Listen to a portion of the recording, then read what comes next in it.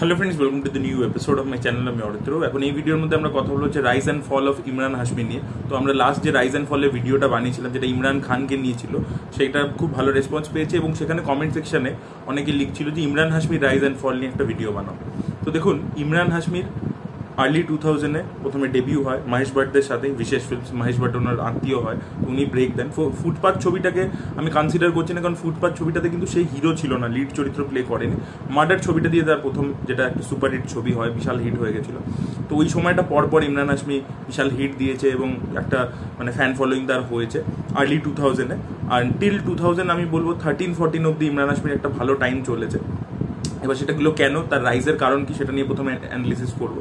তো দেখুন, ইমরান হাশমির ওঠা ওই সময়টা, তার পিছনে আরেকটা কারণ আমাদেরকে বুঝতে হবে যে এই মহেশ ভাটদের যে প্রোডাকশন হাউস, মুকেশ ভাট, মহেশ ভাটদের বিশেষ ফিল্মস, তাদেরও সেই সময় একটা অবদান আছে। বা সেটা কি, সেটা আমাদেরকে আগে বুঝতে হবে। তো দেখুন, 90s-এ আপনি যদি বিশেষ ফিল্মসে দেখেন, বেশিরভাগ ছবি হচ্ছে হলিউডের সব কপি ছবি, ঠিক আছে? তখন রাইটস না কিনে রিমেক করে দেওয়া যেত। তো সেই সময় যে যে ছবি মহেশ ভাট নিজেও যেগুলো ডিরেক্ট করেছেন বা তাদের প্রোডাকশন কোম্পানিতে অন্য বিক্রম ভাট যেগুলো করেছে, সেগুলো কিন্তু সবই মোটামুটি হলিউডের রিমেক ছিল।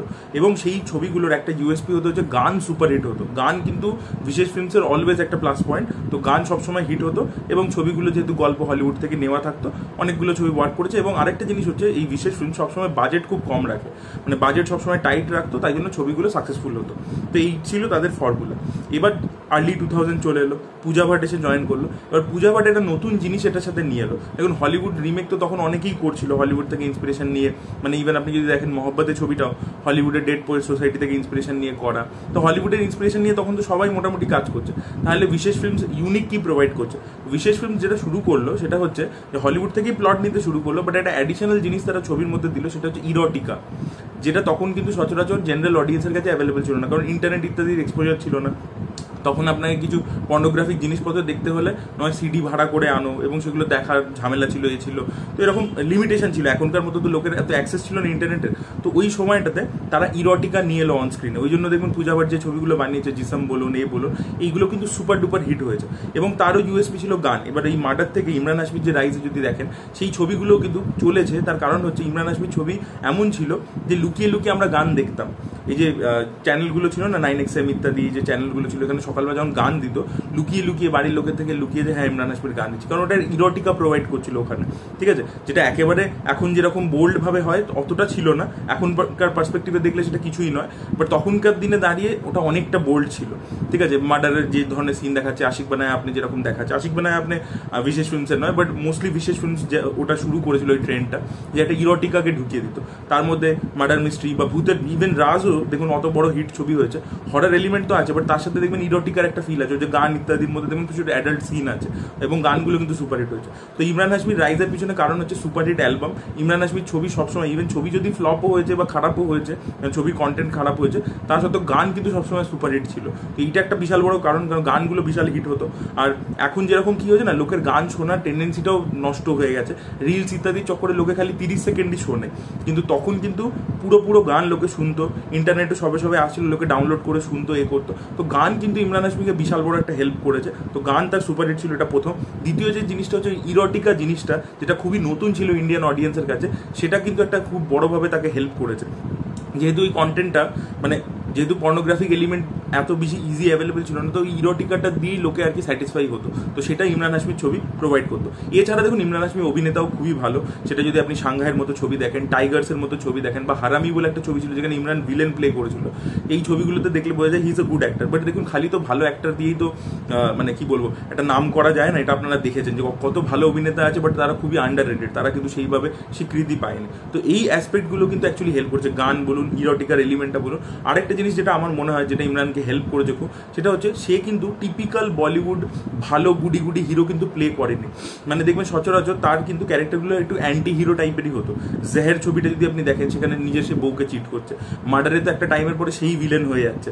আপনি যদি দেখেন, আবার আপন দেখেন, সে একজন কন্ট্রাক্ট কিলার প্লে করছে। জান্নাতে সে বেটিং করছে। এবং দেখবেন একটা সবসময় একটা অ্যাসপিরেশনাল ভ্যালু তার ছবির মধ্যে পাওয়া যায়। যেরকম জান্নাত ছবিটাতে দেখবেন একটা মিডল ক্লাস অনেক বড় বড় স্বপ্ন দেখছে, আর ওর ছবিতে দেখবেন ওরকম কিছু ওয়ান লাইনার পাঞ্চও থাকতো, যে এত ভাবনা চিন্তা করে আমি কাজ করবো না, যে সোচতে ও সোচতেই রেতে। তো এই জিনিসগুলো কোথাও না মানে সাধারণ অডিয়েন্স রিজোনেট করতে শুরু করলো, ঠিক আছে, কারণ তারও একটা অ্যাসপিরেশনাল ভ্যালু ছিল। তো সেই জিনিসপত্রগুলো কোথাও গিয়ে এটা রিজোনেট করে গেছে, এবং ওই যে অ্যান্টি একটা হিরোর ইমেজ এবং ইমরান যেটা অনস্ক্রিনে করছে সেটা কোথাও গিয়ে লোকের সুপ্ত বাসনা, ঠিক আছে, তারা করতে পারে না রিয়েল লাইফে, কিন্তু ইমরান করে দিচ্ছে, তো সেটার সাথে তাই জন্য একটা মজা পাচ্ছে দেখে সেটাকে। তো এই সব কিছু মিলে ইমরান হাশমি একটা বিশাল রাইজ তার হয়েছিল, তার একটা ফ্যান ফলোয়িং হয়েছে, যেটা আজও রয়েছে। এবার যে কারণের জন্য তারা রাইজ হয়েছিল সেই কারণের জন্যই ফেল হলো। ব্যাপারটা হলো কি, যেই একবার ইন্টারনেট প্রিডমিনেন্টলি চলে এলো লোকের হাতে হাতে, তখনই দেখবেন ইমরান হাশমিরও ফল হয়েছে। এবং ইমরান হাশমি যখন থেকে ফল হয়েছে দেখবেন বিশেষ ফিল্মসেরও এখন আর সেইভাবে বাজার নেই। কেন এটা হলো? কারণ বিশেষ ফিল্মসের যে ইউএসপিটা ছিল, যে ওরা ইরোটিকাটা সেল করছিল, সেই জিনিসটা তো এখন লোকের হাতে হাতে পৌঁছে গেছে। লোকে এখন ইন্টারনেটে বিভিন্ন ওয়েবসাইটে গিয়ে আরামসে ডাউনলোড করে নিতে পারছে। তাই জন্য তাহলে কেন হলে গিয়ে সে দেখবে, ঠিক আছে? তার জন্য ওটা অনেক বেশি ইজি অ্যাক্সেস হয়ে গেছে মোবাইল ফোনের মধ্যে। তাই জন্য দেখবেন বিশেষ ফিল্মসেরও যে ছবিগুলো আর কিন্তু চলা ধীরে ধীরে কমতে শুরু করলো 2014-এর পর থেকে। আর জিও আসার পরে আরও বেশি করে কিন্তু ওগুলো আর ওয়ার্ক করে না। এখন দেখবেন ওরা কোনো বড় ছবি সেইভাবে বানাচ্ছেই না, বহুদিন হয়ে গেছে। তো ওদেরও ফল হলো ইমরান, এবং ওই ইউএসপিটা যেহেতু ইমরান হাশমিরই ছিল, এই যে অন স্ক্রিন একটা কিসিংটাকে এত জেনারেলাইজ করা, তখন আর্লি 2000-এ kissing was a very big thing. মানে একটা ছবির মধ্যে কিসের সিন থাকতো, সেটা নিয়ে লেখালেখি হয়ে যেত পেপারে।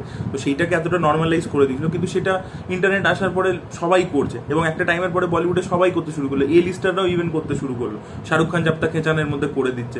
তো তখন আর ওটা আর কি আলাদা করে ইউএসপি কিছু থাকলো না, এই অন স্ক্রিন কিসিং ইত্যাদিগুলো বা ইরোটিকার ব্যাপারগুলো। তো সেগুলো ধীরে ধীরে ধীরে পড়তে শুরু করলো।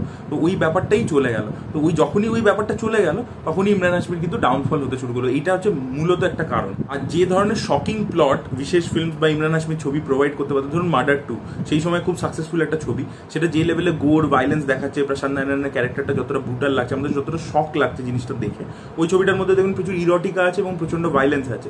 সেক্স আর ভাইলেন্স দিয়ে বেসিক্যালি সেল করা ছবিটা। কিন্তু প্রবলেম হচ্ছে এরপরে ইন্টারনেট আসার পরে লোকে কোরিয়ান সিনেমা দেখছে, লোকে ইউরোপিয়ান সিনেমা দেখছে, লোকে হলিউডের সিনেমা দেখা বেশি করে দিয়েছে। এখন কোরিয়ান সিনেমা মোটামুটি সবই হিন্দি ডাবে চলে আসে। এবার সেখান থেকেই তো এগুলো নেওয়া। এই মার্ডার 2 তো বেসিক্যালি চেজারেরই রিমেক, আনঅফিসিয়াল রিমেক।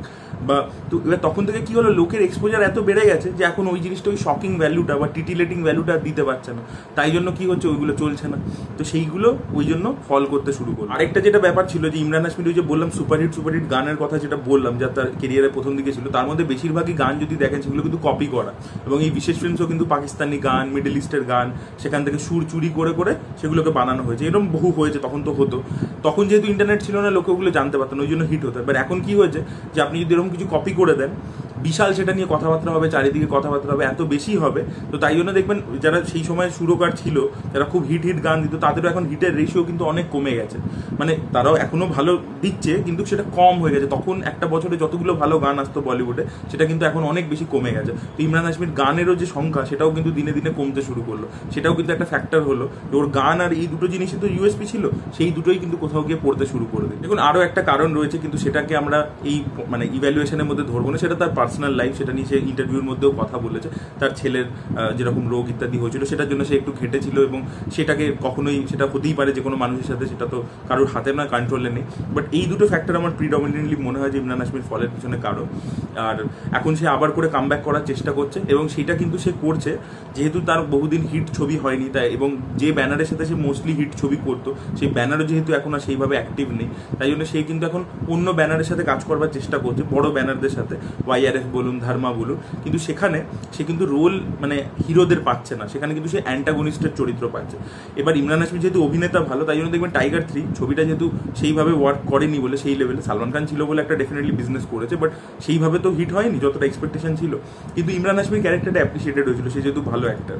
তো ইমরান হাশমি এখন ভিলেনের চরিত্র করছে, সাউথের ছবিতেও করছে, ইভেন ওয়েব সিরিজের মধ্যেও করছে, শো টাইমেও সে ভিলেন করছে। শো টাইমে যেহেতু সিরিজটা আমার এখনো অব্দি যতটা বেরিয়েছে ভালো লাগেনি খুব একটা, তো ওটার মধ্যে আমি বলছি না। বাট টাইগার 3-তে তার ক্যারেক্টারাইজেশনটা ভালো ছিল, পারফরমেন্স ভালো ছিল।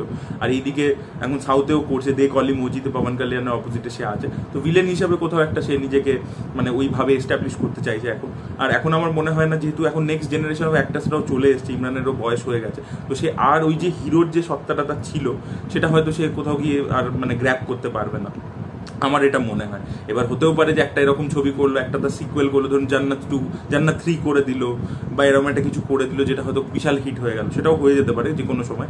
যে কেউ বলতে পারে, কখনো কেউ কারো কামব্যাক নিয়ে আগে থেকে বলতে পারে না, কারণ সানি দেওলের ক্ষেত্রে আমরা যেটা দেখলাম বা ববি দেওলের ক্ষেত্রে যেটা দেখলাম, তো সেই জিনিসটা ইমরানের সাথেও হতে পারে। দেখা যাক সেটা সে সামনের দিনে কি করে। বাট সে খুব ভালো যেহেতু অভিনেতা, ভালো ক্যারেক্টার পেলে সে কিন্তু সেটাতে ফাটিয়ে দেবে আর কি। তো এই ছিল হচ্ছে ইভ্যালুয়েশন আমার।